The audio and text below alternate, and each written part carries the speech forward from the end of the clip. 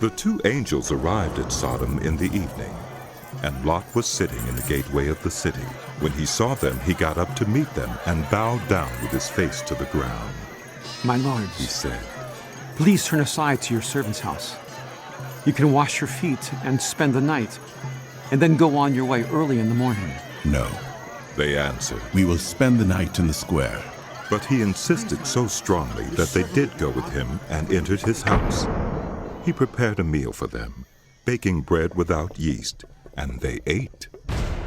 Before they had gone to bed, all the men from every part of the city of Sodom, both young and old, surrounded the house. They called to Lot. Where are the men who came to you tonight? Bring them out to us so that we can have sex with them. Lot went outside to meet them and shut the door behind him and said, No, my friends, don't do this wicked thing.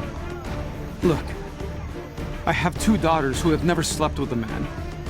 Let me bring them out to you, and you can do what you like with them. But don't do anything to these men, for they have come under the protection of my roof. Get out of our way! They replied. This fellow came here as a foreigner, and now he wants to play the judge! We'll treat you worse than them! They kept bringing pressure on Lot and moved forward to break down the door. But the men inside reached out and pulled Lot back into the house and shut the door. Then they struck the men who were at the door of the house, young and old, with blindness, so that they could not find the door. The 2 men said to Lot, Do you have anyone else here? Sons-in-law, sons or daughters, or anyone else in the city who belongs to you? Get them out of here, because we are going to destroy this place. The outcry to the Lord against its people is so great that he has sent us to destroy it. So Lot went out and spoke to his sons-in-law, who were pledged to marry his daughters. He said, Hurry and get out of this place, because the Lord is about to destroy the city. But his sons-in-law thought he was joking. With the coming of dawn, the angels urged Lot, saying, Hurry, take your wife and your 2 daughters who are here, or you will be swept away when the city is punished. When he hesitated, the men grasped his hand and the hands of his wife and of his 2 daughters and led them safely out of the city, for the Lord was merciful to them. As soon as they had brought them out, one of them said, Flee for your lives. Don't look back, and don't stop anywhere in the plain. Flee to the mountains, or you will be swept away. But Lot said to them, No, my lords, please. Your servant has found favor in your eyes, and you have shown great kindness to me in sparing my life. But I can't flee to the mountains. This disaster will overtake me, and I'll die. Look, here is a town near enough to run to, and it is small. Let me flee to it. It is very small, isn't it? Then my life will be spared. He said to him, Very well. I will grant this request too. I will not overthrow the town you speak of. Thank you. But flee there quickly, because I cannot do anything until you reach it. That is why the town was called Zoar. By the time Lot reached Zoar, the sun had risen over the land. Then the Lord rained down burning sulfur on Sodom and Gomorrah from the Lord out of the heavens.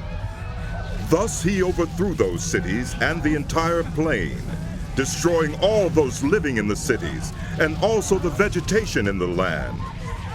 But Lot's wife looked back, and she became a pillar of salt.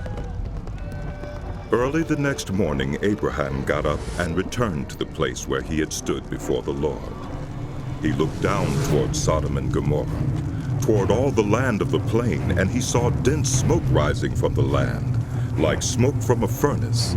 So when God destroyed the cities of the plain, he remembered Abraham, and he brought Lot out of the catastrophe that overthrew the cities where Lot had lived. Lot and his 2 daughters left Zoar and settled in the mountains, for he was afraid to stay in Zoar. He and his 2 daughters lived in a cave. One day the older daughter said to the younger, Our father is old, and there's no man around here to give us children, as is the custom all over the earth. Let's get our father to drink wine and then sleep with him and preserve our family line through our father. That night they got their father to drink wine, and the older daughter went in and slept with him. He was not aware of it when she lay down or when she got up. The next day the older daughter said to the younger, Last night, I slept with my father. Let's get him to drink wine again tonight, and you go in and sleep with him so we can preserve our family line through our father. So they got their father to drink wine that night also, and the younger daughter went in and slept with him. Again he was not aware of it when she lay down or when she got up. So both of Lot's daughters became pregnant by their father. The older daughter had a son, and she named him Moab. He is the father of the Moabites of today. The younger daughter also had a son, and she named him Ben-Ammi. He is the father of the Ammonites of today.